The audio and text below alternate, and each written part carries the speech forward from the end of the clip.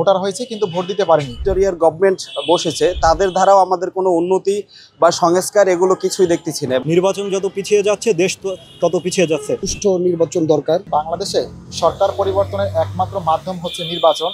নির্বাচনের মাধ্যমে গণতান্ত্রিক প্রক্রিয়ায় সরকার পরিবর্তন হয়, কিন্তু যখনই নির্বাচনী ব্যবস্থা প্রলম্বিত হয়, নির্বাচনী ব্যবস্থা বাধাগ্রস্ত হয়, তখনই আপনারা দেখতে পাচ্ছেন যে গত 17 বছর যে স্বৈরাচারী শাসনামল, সেটি যেহেতু নির্বাচন ব্যবস্থা সেখানে ধ্বংস করা হয়েছিল, সেটি পরিবর্তন হয়েছিল গণ অভ্যুত্থানের মাধ্যমে। কাজেই এই গণ অভ্যুত্থানের পেছনের একটি অন্যতম কারণ কিন্তু গত 17 বছরের যে মানুষ ভোট দিতে না পারার কারণও। আমরা যারা তরুণ, আমরা বর্তমানে আপনারা জানেন যে 12.5 কোটি ভোটার, তার ভিতরে 3.5 কোটি তরুণ প্রজন্ম। আমরা অনেকেই দীর্ঘদিন পর্যন্ত ভোটার হয়েছি কিন্তু ভোট দিতে পারিনি। সমৃদ্ধির পথে এগিয়ে যেতে দরকার ইস্পাত দৃঢ় ভিত্তি। তাই স্থাপনার স্থায়িত্ব নিশ্চিত করুন সর্বোচ্চ মানের ZSRM broadband. ZSRM, bond to bond. কারণ আমাদের ভোটের অধিকারকে ক্ষুণ্ণ করা হয়েছিল। তাই আমরা চাই যে ভোটের মাধ্যমে যে আমাদের ক্ষমতা প্রয়োগ করতে, তার মাধ্যমে মানুষ যাকে ভোট দিবে তারাই ক্ষমতা আসবে এবং রাষ্ট্র পরিচালনা করবে। কারণ যদি ভোটের মাধ্যমে একটি গণতান্ত্রিক সরকার না আসে, তাহলে সেই সরকারের যেরকম তার শক্তি রুট লেভেল পর্যন্ত থাকে না, এবং তার যে প্রশাসনিক বিভিন্ন যে তার অর্গান, সেগুলো চালাতে অনেক প্রবলেম হয়। বর্তমানে যে আপনারা দেখতে পাচ্ছেন একটি মব কালচার দিন দিন মাথাচাড়া দিয়ে উঠতেছে। এর মাধ্যমে সাধারণ মানুষ, ব্যবসায়ী, শিক্ষক, পেশাজীবী, ছাত্র সবাই বাধাগ্রস্ত হচ্ছে। আমি মনে করি যে এই একটি নির্বাচনের মাধ্যমে যে সরকার গঠিত হবে, তার মাধ্যমে বাংলাদেশে মব কালচারের অবসান ঘটবে। এবং বর্তমানে একটি অনির্বাচিত সরকার যখন থাকেন, তখন আপনারা জানেন যে বিদেশি বিনিয়োগ বন্ধ হচ্ছে। বর্তমানে বাংলাদেশ যে বিডা রয়েছে, তারা অনেক চেষ্টা করছে বিদেশি বিনিয়োগ নিয়ে আসার জন্য, কিন্তু পারতেছে না। কারণ বিদেশি বিনিয়োগ যখন তারা একটি বাংলাদেশে স্থিতিশীল পরিবেশ না থাকে, সুষ্ঠু পরিবেশ না থাকে, নির্বাচনের মাধ্যমে গণতান্ত্রিক সরকার না থাকে, তখন বিদেশি যারা বিনিয়োগকারী তারা তখন স্বাচ্ছন্দ্য বোধ করে না। তাই নির্বাচন হলে বাংলাদেশের যে বর্তমানে কিছু কিছু সমস্যা রয়েছে, সেই সকল সমস্যার সমাধান হবে। তাই আমি চাই যে বাংলাদেশের বর্তমান যে সংস্কার প্রক্রিয়া, সেটি অতি দ্রুত, যত সম্ভব যথাযথ, যেগুলো ন্যূনতম সংস্কার না করলেই নয়, সেই সংস্কারগুলো অতি দ্রুত শেষ করে একটি গণতান্ত্রিক পদ্ধতিতে নির্বাচন দেওয়া হোক, যে নির্বাচনে স্বচ্ছ ব্যালট বাক্সের মাধ্যমে আমরা তরুণরা ভোট প্রয়োগ করব, এবং যারা ম্যান্ডেট নিয়ে, জনগণের ম্যান্ডেট নিয়ে ক্ষমতায় আসবে, তারা আগামীতে সুষ্ঠু হবে এবং তরুণদের যে আশা আকাঙ্ক্ষা, সেই আশা আকাঙ্ক্ষা কাজে লাগিয়ে, এবং জুলাইয়ের যে গণ অভ্যুত্থানের যে স্পিরিট, জুলাইয়ের গণ অভ্যুত্থানের যে মেসেজ, সেই মেসেজকে কাজে লাগিয়ে বাংলাদেশের জনমানুষের কল্যাণে আগামী দিনে তারা রাষ্ট্র পরিচালনা করবে, আমি এই আশাবাদ ব্যক্ত করি। বিগত সালে যে স্বৈরাচারী হাসিনা সরকার ছিল, তারা আমাদের এই ভোটের অধিকারটাকে হরণ করছে।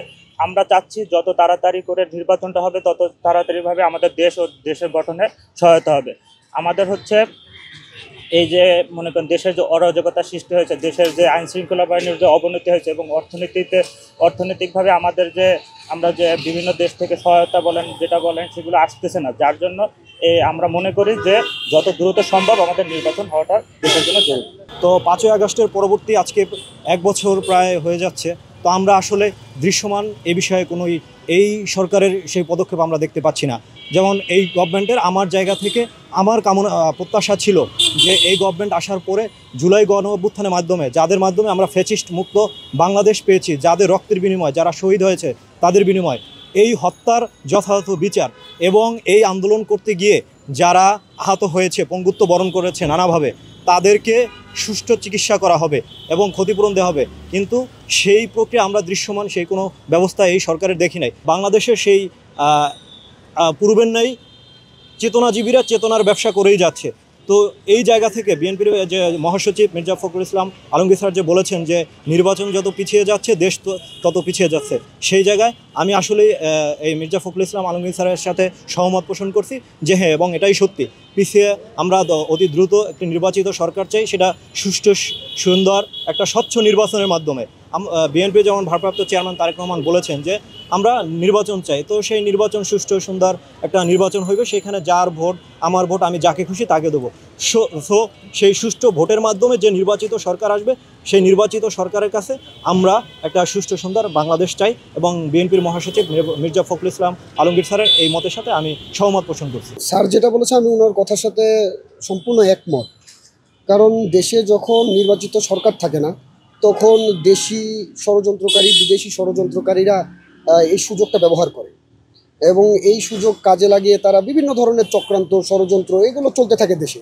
তো দেশে যদি এইসব বন্ধ করতে হয়, তাহলে আপনার একটা নির্বাচন, সুষ্ঠু নির্বাচন দরকার, যাতে যে সরকার জনগণের ভোটে নির্বাচিত হয়ে আসবে এবং দেশ পরিচালনা করবে দীর্ঘ সময়ের জন্য। দেখুন, আমি 2018 সালের নির্বাচনের আগে ভোটার হয়েছি। আমি 2018 সালে ভোট প্রয়োগ করতে পারিনি। আমার ভোট প্রয়োগ করবো, এটা হচ্ছে আমার গণতান্ত্রিক অধিকার।